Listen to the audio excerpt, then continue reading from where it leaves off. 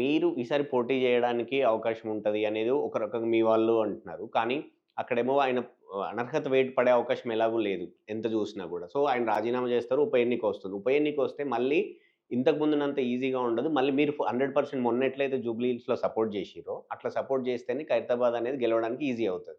కానీ మీకు చాలా సార్లుగా మీరు పార్టీకి లాయల్‌గా ఉన్నారు. పార్టీ టికెట్ అడిగారు. టికెట్ ఇచ్చినా, ఇవ్వకపోయినా ఉన్నారు. ఈసారి విజయారెడ్డికి ఒకవేళ కాంగ్రెస్ పార్టీలో టికెట్ ఇవ్వకపోతే బీఆర్ఎస్ ఆఫర్ చేస్తుంది. బీఆర్ఎస్ నుంచి పోటీ చేస్తారన్న ఊహాగానాలు గూడా బయటున్నాయి.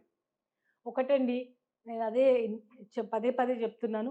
సరే మాకొక ప్లాట్‌ఫార్మ్ లేనప్పుడు మేము పార్టీ మారింది వేరు. ఇప్పుడు మాకు కాంగ్రెస్ లాంటి స్ట్రాంగ్ ఫౌండేషన్, స్ట్రాంగ్ ప్లాట్‌ఫార్మ్ ఉన్నది.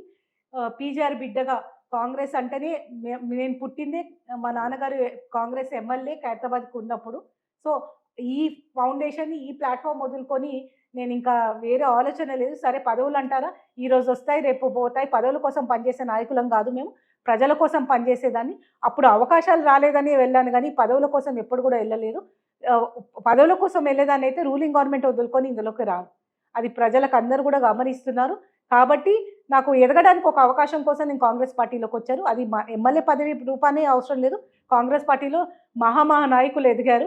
ఎవరి స్థాయికి వాళ్ళకి అవకాశాలుంటాయి. ఆ లెవెల్‌లో మనం మన లీడర్‌షిప్ క్వాలిటీని బట్టి మనం ఎదగగలుగుతాం. ఆ నమ్మకం నాకుంది. కాంగ్రెస్ పార్టీ తప్ప వేరే ఆలోచన లేదు. ఏ పదవుల కోసం గూడా పార్టీని త్యాగం చేసే ఇది లేదు. మాకొక నమ్మకం ఉంది.